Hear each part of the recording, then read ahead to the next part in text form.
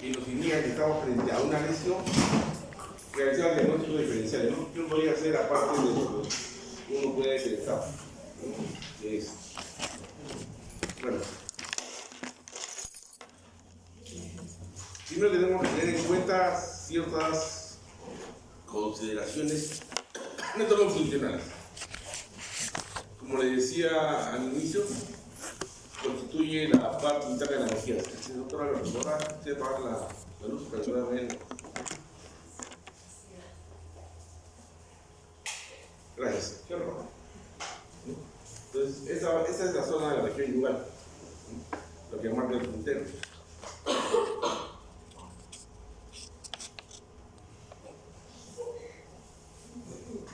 Yo no me quiero recontagiar, ¿no?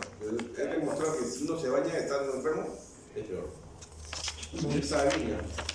Entonces, debemos pasar Nochebuena en la niña. Caí en la mente. Ahora ya, listo.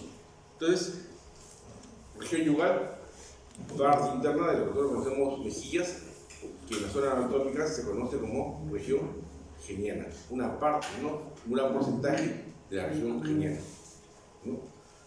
Cuando uno quiere estudiar lesiones, si ustedes se acuerdan, cuando hemos visto un poco de patología, habíamos explicado que tenemos que saber qué tipo de epitelio, qué tipo de tejido conectivo existe en la zona yugal. Entonces, ahí nosotros recordamos, el epitelio de la zona yugal es un epitelio escamoso, estratificado, no queratinizado, y el tejido conectivo es un tejido conectivo denso.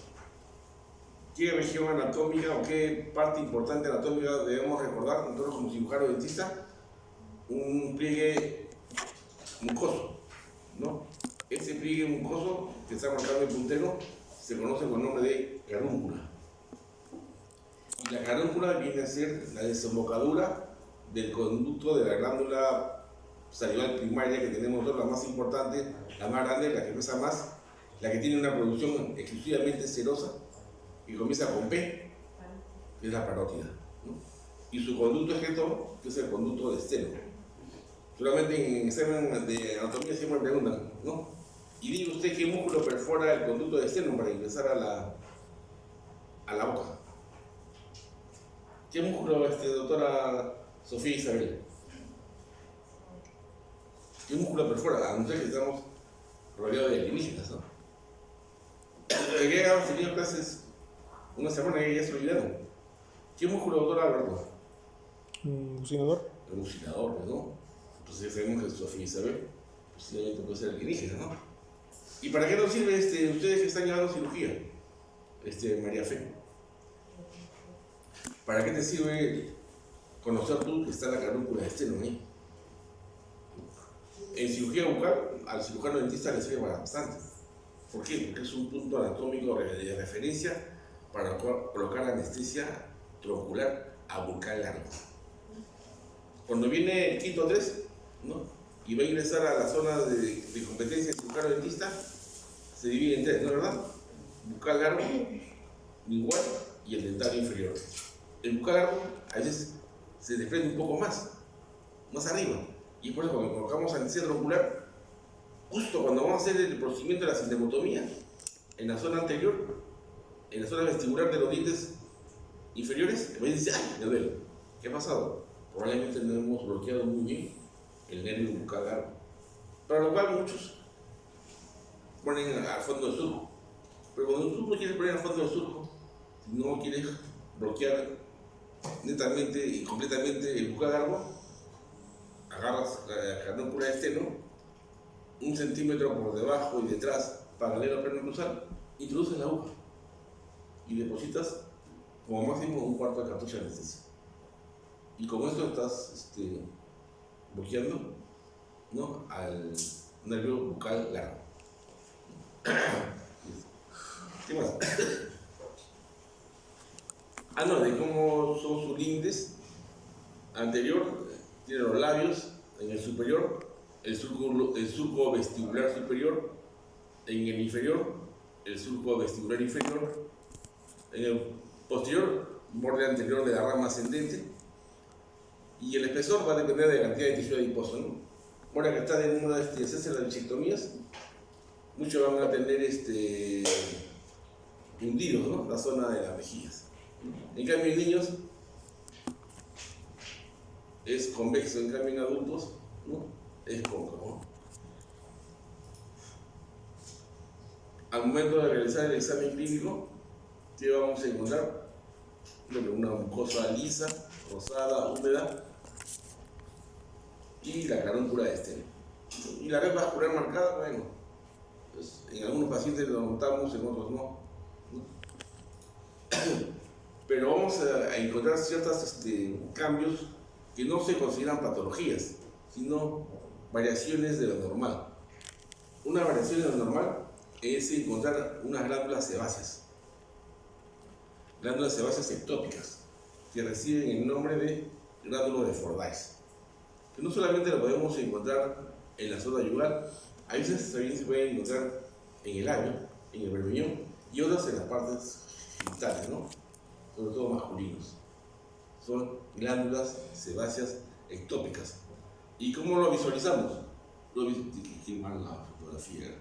Lo visualizamos como puntitos amarillentos, ¿no?, blanco-amarillentos, ¿no? Y muchas veces a ese paciente, sobre todo las chicas que se portan mal, van a decir: doctor, no lo quise hacer, pero tuve una aventura. Y mira lo tengo en la boca. Entonces miras la boca y dices: ah, no, son los gránulos de Fordyce, dices esto, ¿no? Hay muchos que piensan que son enfermedades de transmisión sexual. Entonces tú tienes que explicarle al paciente que no, que son glándulas sebáceas ectópicas y que la podemos encontrar. Gránulo de Fordyce, ¿dónde? En la zona yugal. También vamos a encontrar variaciones, ¿no?, sobre todo de color, ¿no?, que puede ser que estas variaciones de color reciben un nombre, cuando es patológico, recibe el nombre de discromías. Discromía de la mucosa bucal. Cuando son cambios de color exactamente cualitativo. Cuando son cuantitativo, recibe el nombre de hipercromías. Hay que saber diferenciar. Buenos días. Buenos días, señor. Cuando son de tipo cuantitativo y nos indica un índole patológico, nosotros llamamos el nombre de discromías, cambio de coloración.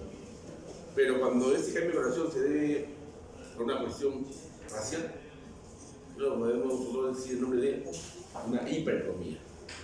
Y cuando el color es normal, normocromía. Y cuando el color está de baja intensidad de lo normal, se conoce como el nombre de hipocromía. Pero cuando la variación, vuelvo a repetir, es patológica, recibe el nombre de discromía.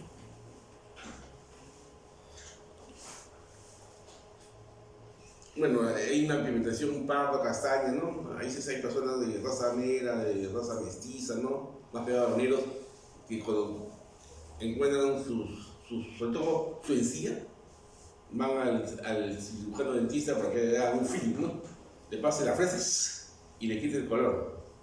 Pero después de los 4, 5, 6 meses nuevamente vuelve a aparecer. Estos cambios de color que podemos encontrar mayormente se da en la persona de raza negra, y la hipercromía que podemos encontrar es de un color pardo castaño, ¿no? Bueno, no es un nuevo concepto, es un nuevo concepto a partir de la década del 20, ¿no?, del siglo XX, sobre melanosis oral, que mayormente se presenta en personas de color negro, ¿no?, de raza negra. Y aquí, por ejemplo, esta diapositiva está marcando lo que ustedes lo conocen. ¿Con qué nombre es, Alberto? Parece línea alba. La línea alba, ¿no? Pero la línea alba es un cambio de color que se presenta, ¿por qué? Porque hay un mordisqueo, ¿no?, permanente y frecuente de los dientes superiores con los dientes inferiores, ¿no?, y que se presenta mayormente por traumatismo, por fricción. En otros pacientes, esta línea alba, esta hiperkeratosis friccional, no la encontramos.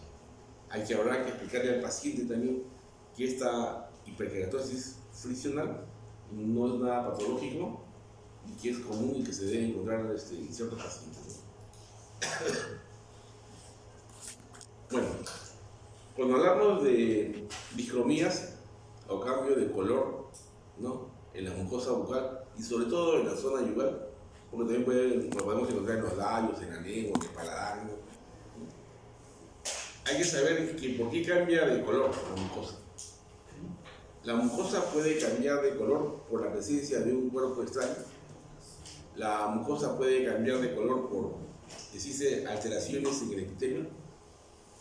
La mucosa puede cambiar de color por, existen alteraciones en el tejido conectivo o por, como de hecho, por elementos extraños.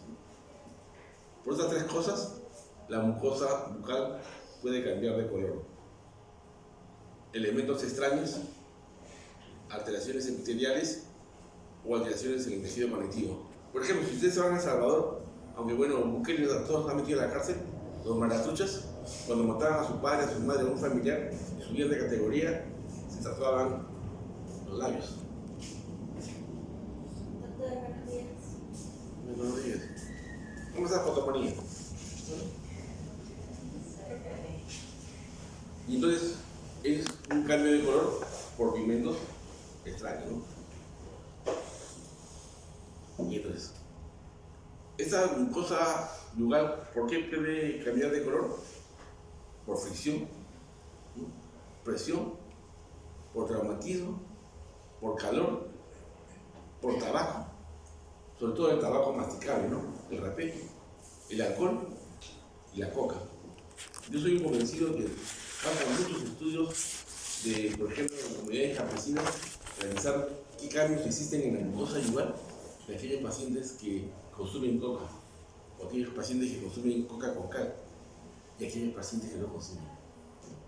Hagan ustedes, aquí se hacen una biopsia de los que consumen coca, los que consumen coca con cal y de los que no consumen. Y vean a ver ustedes qué diferencia encuentran. Y para un alumno de pregrado, y tienen su tesis. Y asumiendo la corriente eléctrica. Para ver las alteraciones epiteliales, tenemos que saber que en el epitelio de la mucosa bucal tenemos tres capas celulares, ¿no?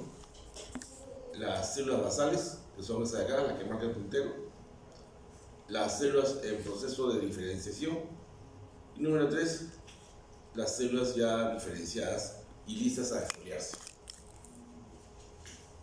Estas son las características del epitelio de la mucosa yugal. Y este es el tejido conectivo, ¿no? Un tejido conectivo denso, que es muy diferente al tejido conectivo que presenta la fibromucosa de paladar, por ejemplo. Ahí está bien. 3 capas, ¿no? La mucosa recipiente del carrillo. Así, cuando tomen ustedes una biopsia, así lo tienen que encontrar. ¿Hay cambio de color? Bueno, puede ser por pigmentos, cuerpos extraños que están en el epitelio. O hay cambio de color, ¿por qué? Porque, por ejemplo, hay un incremento por la fricción que se presenta en la mucosa y hay una hiperkeratosis que se presenta acá. Y esa hiperkeratosis ya va a aumentar. Va a aumentar mayormente el número de células de la capa superficial. O puede haber alteraciones que se presentan acá en el tejido conectivo. Bueno, y cada vez que ustedes encuentren un cambio de color en el cabello, piensen pues, puede ser por cambios en el epitelio, por cuerpos extraños en el epitelio, o porque existen alteraciones en el tejido conectivo.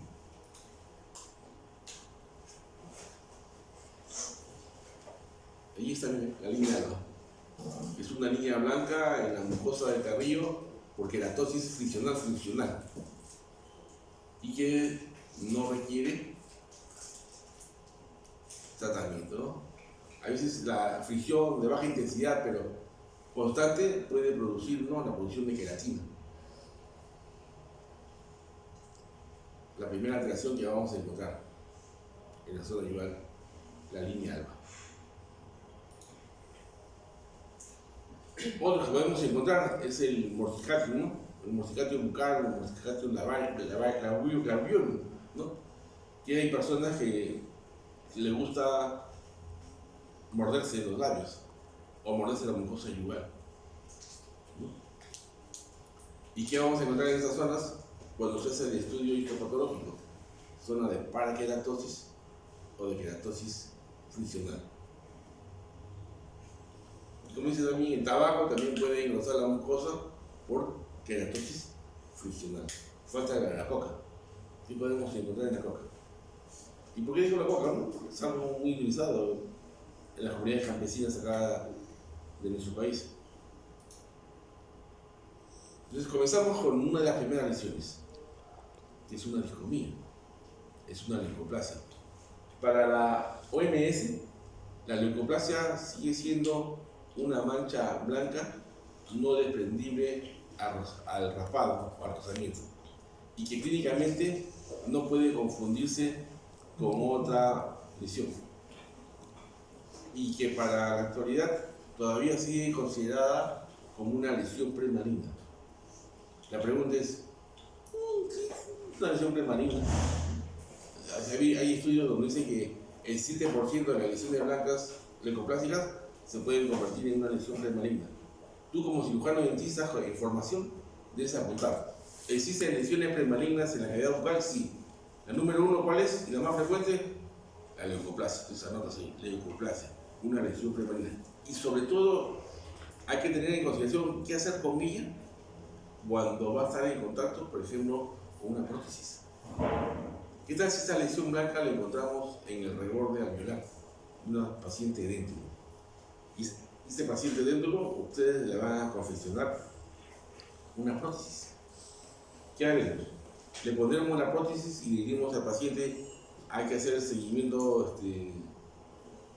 cada año, o mejor le retiramos la lesión blanca y le colocamos la prótesis. Ya ustedes van a tener que decidir qué hacer, ¿no? Junto con el paciente. Como es una lesión blanca no desprendible al rozamiento, pero esta lesión blanca ha sido clasificada. Ha sido clasificada en dos categorías. La leucoplasia homogénea, donde ustedes ven, ¿no?, una superficie blanca, uniforme o corrugada, ¿no?, que no existen fisuras y no son muy profundas. Leucoplasia homogénea. Y es la que menor tendencia tiene a convertirse en una lesión maligna. ¿Y en qué lesión maligna? Si ataca epitelio, carcinoma. Porque si fuera una lesión que afectaría al tejido conectivo, serían los sarcomas. Pero como es tejido epitelial, es carcinoma. Pero la que mayormente se puede convertir en una lesión maligna es la leucoplasia no homogénea, la que tiene un componente rojo en su... Eritroleucoplasia.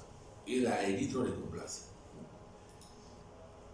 Leucoplasia no homogénea, ¿no? No sé si eso. Las lesiones pueden variar desde una simple lesión blanquecina hasta una superficie engrosada y a veces con zonas rojizas, ¿no? Leucoplasia no homogénea, eritroleucoplasia o leucoplasia moteada. Esos son sus nombres. ¿Y lo vamos a encontrar nosotros como cirujanos dentistas? Sí, sí lo vamos a encontrar. Es una de las zonas de las lesiones que podemos, dicrómicas, que podemos encontrar en la zona yugal. Bueno, aquí ustedes saben que cuando aparece la lesión que afecta al tejido epitelial, y esta lesión que afecta al tejido epitelial se conoce con el nombre de carcinoma, y el epitelio sufre varias variaciones. Aquí está el epitelio. Entonces está la injuria, el epitelio reacciona y al reaccionar hace algo de defensa. ¿Te acuerdas de patología? ¿Cómo se define ese cambio adaptativo que hay del epitelio? Produciendo más células. A este cambio de epitelio normal, por la injuria que hay, se convierte en una hiperplasia epitelial. Esta hiperplasia epitelial, si tú retiras los factores que condicionan su aparición, esta hiperplasia epitelial regresiona y se convierte nuevamente en un epitelio normal. Pero si esta hiperplasia epitelial le sigue fastidiando, ¿no?, esos factores desencadenantes, factores predisponentes. ¿Qué pasa?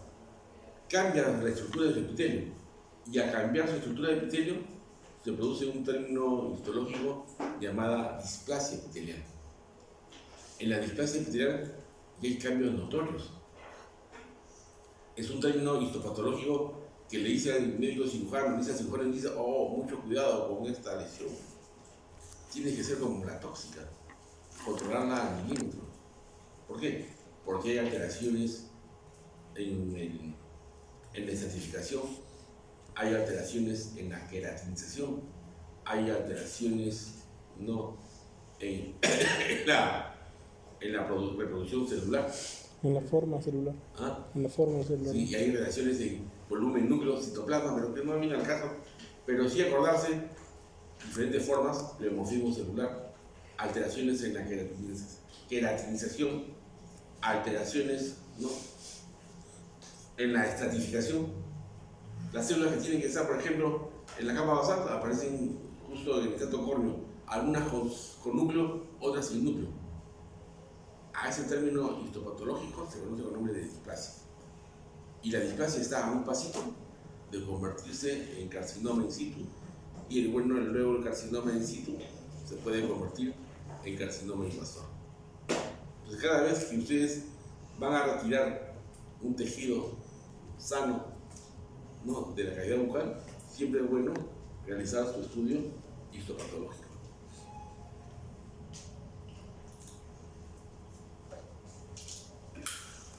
Y con esto hemos terminado una lesión blanca. ¿Existen otras lesiones blancas? No sé quién tocó las lesiones blancas. Son como más de 40, creo, ustedes, ¿no? Pero otra lesión que también es bueno saber, porque se presenta en mujeres, ¿no? Y mayormente es una enfermedad dermatológica, pero ahora tiene un carácter autoinmune, es el líquen plano. El líquen plano hay varias clasificaciones. Tenemos el LPO, el líquen plano oral, pero dentro del líquen plano oral hay un líquen plano que es una lesión premaligna, que es el líquen plano erosivo. Entonces, en el examen final se le pregunta, mencione usted lesiones premalignas, y tenemos 3: leucoplasia, eritroleucoplasia, líquen plano, pero tienen que poner el apellido, líquen plano erosivo.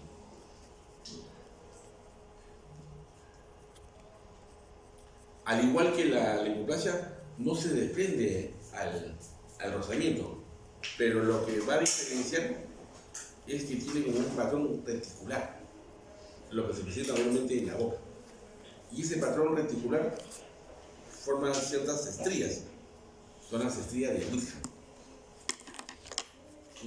siendo patrognomónico en el líquen plano oral, en líquen plano reticular, que es el más frecuente y el que observa el cirujano dentista cuando tiene la suerte de ver a estos pacientes, ¿no? Buenos días. Buenos días.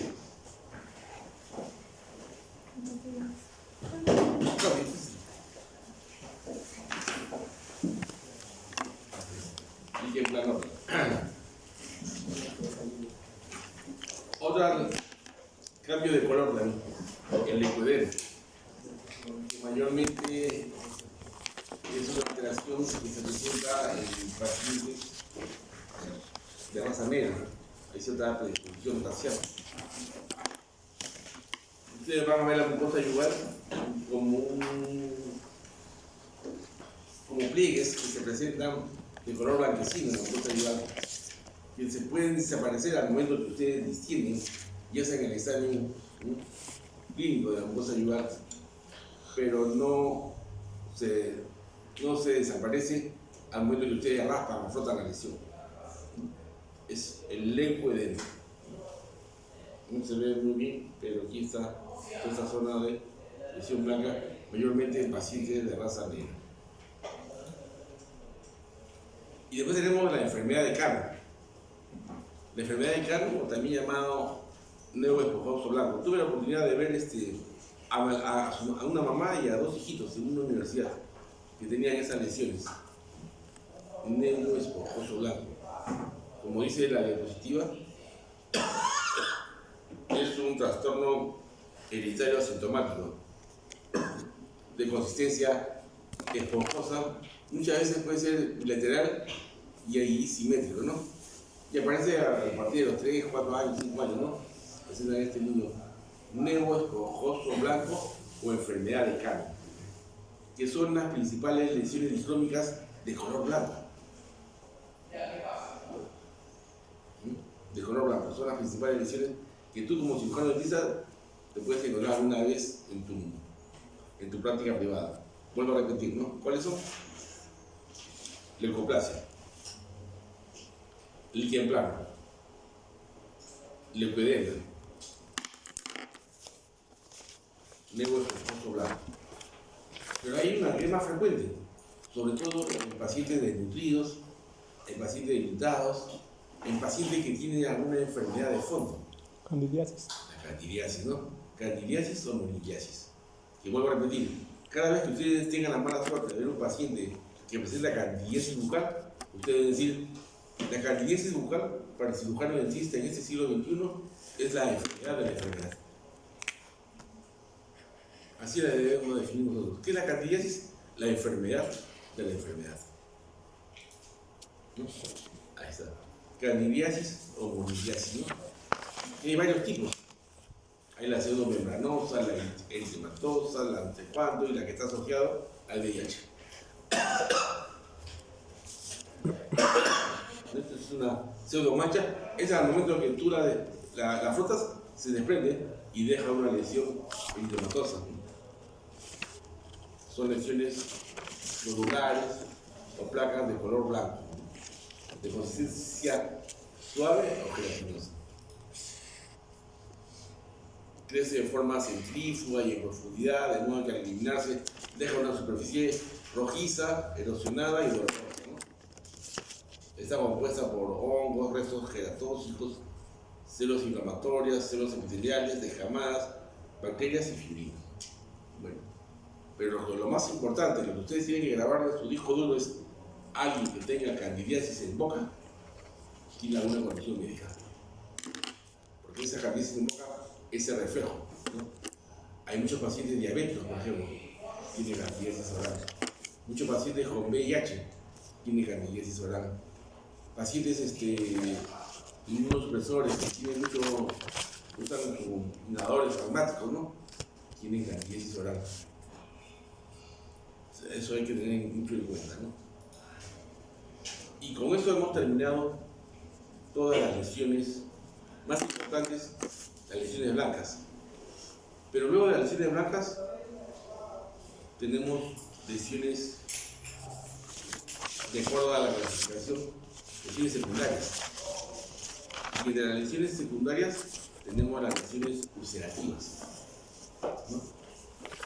Y las lesiones ulcerativas mayormente son posteriores a dos tipos de lesiones primarias, a la vesícula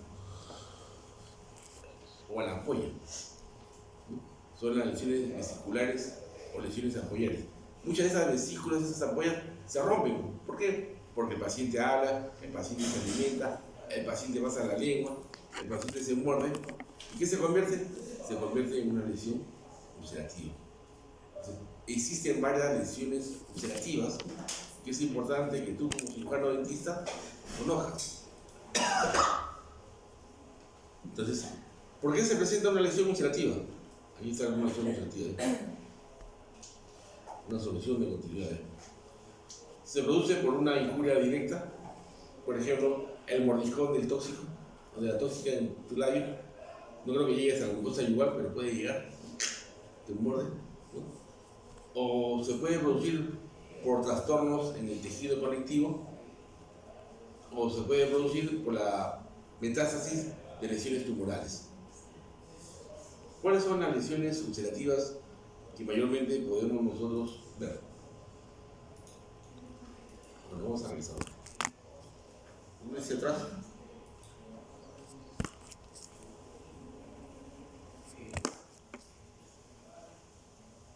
Siempre es bueno tener ciertos parámetros, ¿no?, de cómo estudiar una lesión ulcerativa.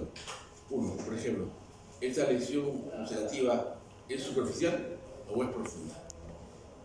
Si es superficial, ¿cuál es la lesión ulcerativa más frecuente en cavidad bucal? Aftas. El afta, ¿no? Las aftas. ¿Qué tipo de aftas conoce doctor Argo? La afta menor o afta de Mikulicz, que mayormente nos sale por diversos motivos, ¿no? Son lesiones ulcerativas que tienen un halo eritematoso cubierto por una capa pseudo-blanquecina, ¿no? Aftas, que son dolorosas, ustedes en vera joda, como recién aparece. ¿De verdad? ¿Qué otro nombre recibe el afta? Esta afta recibe el nombre de Mikulicz. Mikulicz se llama. Aftas menores o Mikulicz. ¿Y si es profunda? Si es profunda, podemos encontrarnos frente a una afta que recibe un nombre también. Es la afta o enfermedad de Sutton. S-U-T-T-O-N, enfermedad de Sutton. O también llamada periadenitis necrótica recurrente. Una es suficiente. ¿Y cuál es la diferencia entre el afta de Mikulicz y el afta de Sutton? En que el afta de Sutton deja huella. Pregunta de examen, ¿no? ¿Cuál es la diferencia de una con la otra? El afta de Sutton deja huella. Pero existe otra afta también, que es el afta del tipo herpetiforme. ¿Y por qué recibe ese nombre de herpetiforme? Porque semeja en las lesiones herpéticas, aunque no lo son. Son úlceras de 1 milímetro de diámetro, como punta de alfiler. Se puede encontrar en la mucosa bucal, sobre todo en la mucosa yugal. También dice ahí, hay que ver el parámetro de profunda. Cuando usted tiene la mala suerte de encontrar una úlcera profunda, hay que pensar también en cosas malas. Por ejemplo, una neoplasia maligna o a una enfermedad bacteriana, ¿no? Después tenemos que ver sus bordes, su contenido, el fondo, la disposición. ¿Está en tejido móvil o en tejido fijo?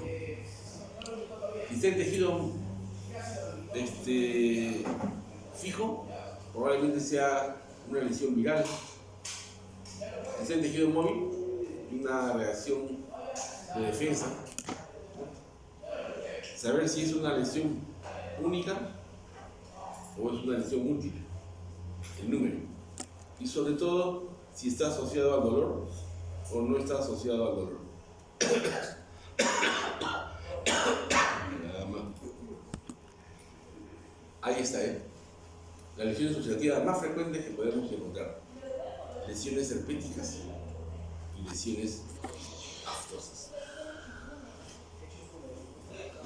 En las lesiones herpéticas, ustedes saben que hay como 8 tipos de virus del herpes, ¿no? Mayormente el que ocasiona lesiones en boca es el tipo 1. La que ocasiona lesiones en los genitales, por ejemplo, son el virus tipo 2. Por eso dicen, de la cintura para arriba, tipo 1. De la cintura para abajo, tipo 2. Pero hay 2 virus del herpes, por ejemplo, el del herpes zóster, que es muy doloroso y que se presenta mayormente en personas de edad avanzada que tienen problemas inmunológicos. Luego tenemos el citomegalovirus, el virus de Epstein-Barr y los últimos nuevos que son el 7 y el 8, ¿no? Pero por ejemplo, lesiones aftosas. ¿Cuáles son? Pregunta de examen.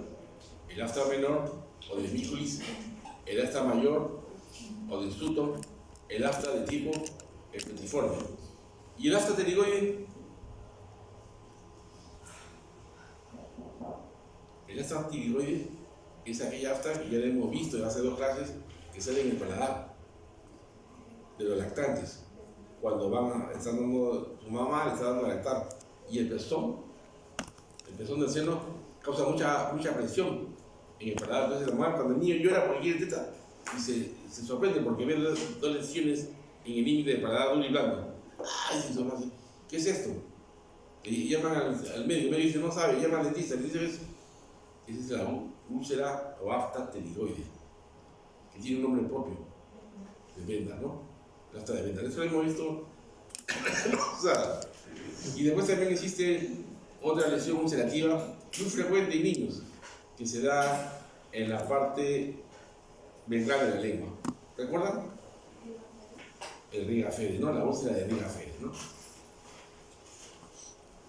Esas son las lesiones aftosas. Ahí dice un resumen, ¿no? De etiología inmunitaria local, puede ser por estrés, por traumas, ¿no? No presentan etapa vesicular, puede ser única o varias. Única, la estomatitis aftosa, ¿no? No, perdón, única es la peritonitis necrótica o enfermedad de Sutton. Varias, la afta de Miculis. Y siempre va a estar en la mucosa móvil. Y después tenemos las lesiones ulcerativas producidas por virus, ¿no? Por herpes, ¿no? Y es el virus del herpes tipo 1. Pero para que tú sufras del herpes labial o sufras de herpes oral, es que en tu niñez no has tenido una buena lactancia materna. Porque la lactancia materna dice que da defensas para que no te ataque este virus. Y posiblemente a mí me dieron una lactancia materna porque no sufro de herpes labial.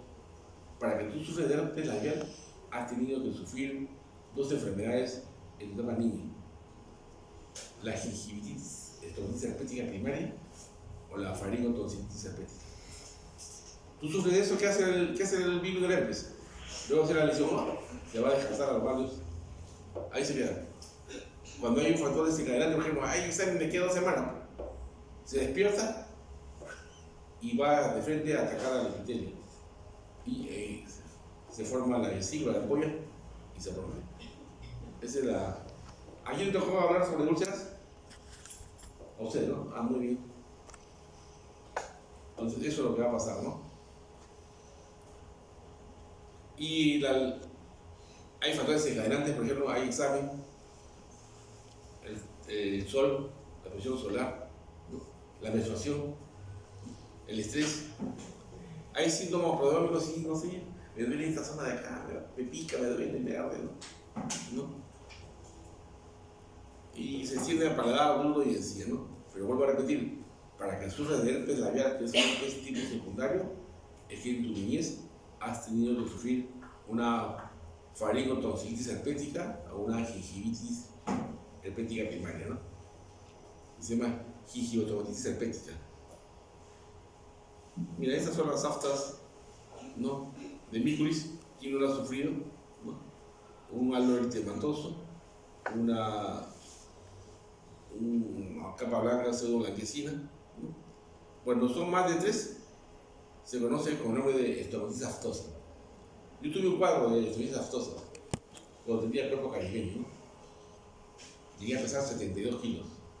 Pesaba 72 kilos y bajé a 66 kilos.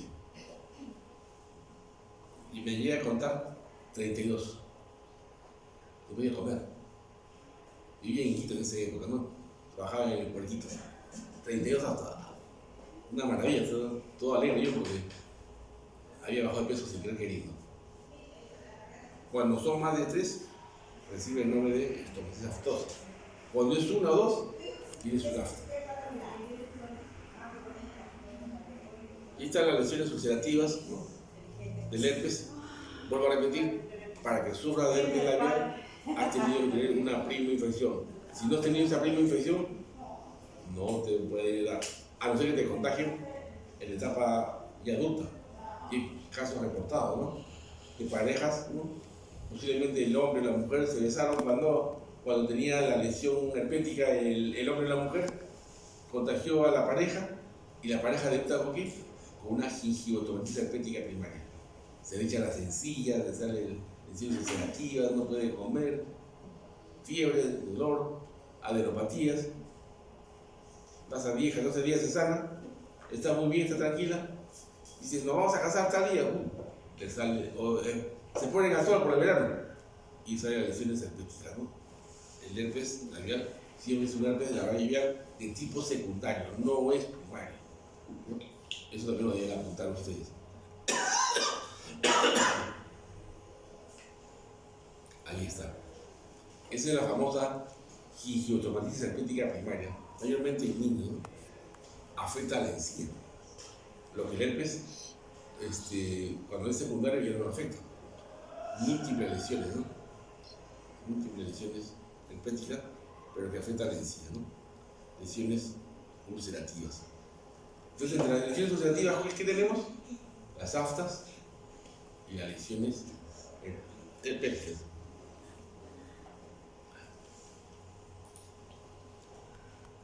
Ajá, miren ustedes. Ese niño que tuve la mala suerte de ver, esa es la enfermedad de Sutter, o afta mayor. Solamente una nada más. Y el niño se quiere encontrar para pegarte.